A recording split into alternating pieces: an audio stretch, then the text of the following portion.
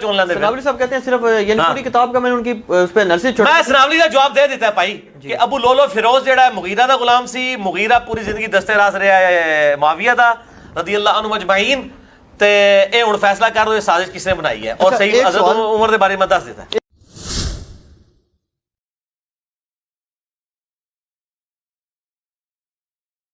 میں اب کفایت اللہ سنابلی سے جو ہے مخاطب ہو گیا اس کو میں پھکی دینے لگا ہوں کہ تو جس طریقے سے یہ سٹوریاں گھاڑ رہا ہے نا اور اہل حدیث کے منہج کو تو بدنام کر رہا ہے.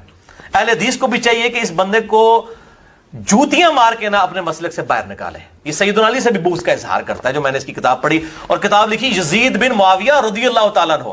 سارا کوڑ کباڑ جو صلاح الدین یوسف صاحب نے وہ حکمرانوں کی تاریخ جمع کی تھی وہی سارا لپاٹ کے نا دنیا میں کہیں گے ناسبی تھے نا ان کی ساری باتیں جمع کر دی اور یزید بن معاویہ رضی اللہ تعالیٰ عنہ لکھ دیا اور رضی اللہ تعالیٰ عنہ معاویہ کے اوپر ڈالا تھا کہ پتہ ہی نہ چلے کس کے ساتھ ڈالا ہے. اٹھو مت بیٹھو, اٹھو مت بیٹھو. اب دو مختلف اس طرح اس نے یہ چلاکی کی ہے. اس کو میں پھکی دیتا ہوں کہ میں تجھے بتاتا ہوں پھر سازش کون سی ہے. اب میں بھی یہ فرضی پھکی دینے لگا ہوں. اگر سٹوریاں بنانی ہوں تو میں سٹوری بناتا ہوں.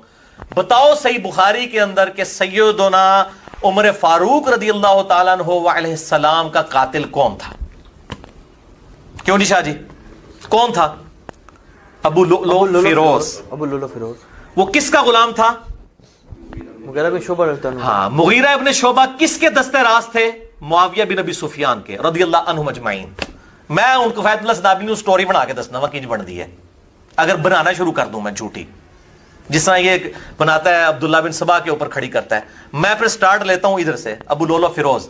اور بخاری میں شاہ جی موجود ہے کہ سیدنا عمر فاروق کو جب اس نے زخم لگایا تو آپ نے کہا کہ اس کتے نے مجھے زخمی کر دیا ہے. ابو لولو فیروز نے اس نے پہلے حضرت عمر کو دھمکی دی تھی. مغیرہ ابن شعبہ نے نا اس کی آگے شکایت کی تو حضرت عمر نے اس کو تھوڑا ڈانٹا تو اور پھر وہ کہا کہ جی یہ چکی بناتا ہے. اس نے کہا میں عمر ایسی چکی بناؤں گا جس کی گردش جو ہے نا وہ مشرق و مغرب میں سنی جائے گی. تو حضرت عمر نے کہا اس نے مجھے جو ہے نا وہ دھمکی دی ہے. صحیح مسلم میں آتا ہے کہ حضرت عمر نے ایک خواب بھی دیکھا تھا کہ ایک مرغے نے مجھے ٹھونگ ماری ہے خواب میں. اس کی انہوں نے تعبیر کی کہ مجھے اس طریقے سے قتل کیا جائے گا. تو یہ ابو لولو فیروز نے قتل کیا. اور بخاری میں موجود ہے حضرت عمر نے کہا کہ مغیرہ میں نے تجھے منع کیا تھا کہ یہ پرشیا کے غلام یہاں پہ نہ لے کے آ. تو ہم پوچھتے ہیں یہ مغیرہ ابن شعبہ یہ غلام کیوں لے کے آیا جب حضرت عمر نے منع کیا تھا؟ حضرت عمر کی نافرمانی کیوں کی مغیرہ ابن شعبہ رضی اللہ تعالیٰ عنہ نے؟ خلیفۃ المسلمین کی بات کیوں نہیں مانی؟ علیکم بسنتی وسنت الخلفاء الراشدین المہدیین کے تحت.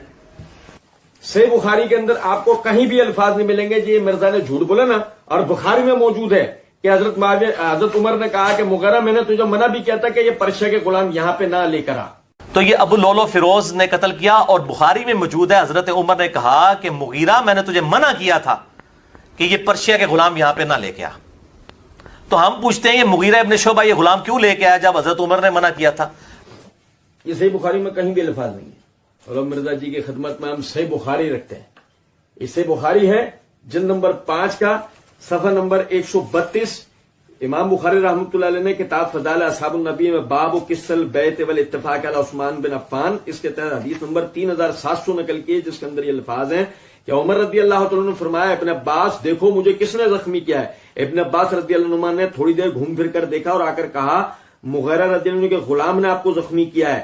عمر رضی اللہ عنہ نے دریافت فرمایا وہ جو کاریگر ہے؟ جواب دیا کہ جی ہاں. اس پر عمر رضی اللہ عنہ نے فرمایا اللہ اسے برباد کرے میں نے تو اس سے اچھی بات کہی تھی. اللہ تعالیٰ کا شکر ہے کہ اس نے میری موت کسی ایسے شخص کے ہاتھوں نہیں مقدر کی جو اسلام کا دعوے دار ہو. تم اور تمہارے والد عباس اس کے ہی خواہشمند تھے کہ اجمی غلام مدینے میں زیادہ سے زیادہ لائے جائیں.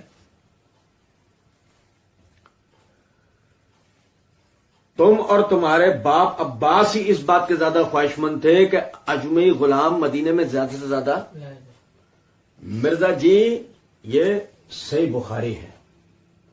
اب یہ کوئی تاریخی کتاب تو نہیں ہے نا کہ مرزا جی یہاں پر یہ کہتے ہیں میں کوئی جو ہے کوڑ کباڑ حکمرانوں کا لکھا ہوا کوڑ کباڑ تو بیان نہیں کر رہا ہوں. میں تو حدیث بیان کر رہا ہوں. جب مرزا جی ہم نے بھی آپ کو حدیث بیان کی سوال پیدا ہوتا ہے یہ حدیث آپ کے پہلے علم میں تھی مرزا جی؟ اگر مرزا جی جواب کے اندر کہتے ہیں جی ہاں میرے علم میں پہلے روایت تھی تو ہم مرزا جی سے کہیں گے مرزا جی جب یہ روایت آپ کے علم میں تھی تو آپ نے یہ بات کیوں کہی کہ جی ہم سوال یہ پوچھتے ہیں کہ جب عمر نے منع کر دیا تھا ان پرشین غلاموں کو یہاں نہیں لے کر آؤ مغیرہ بن شعبہ غلام کیوں لے کے آیا؟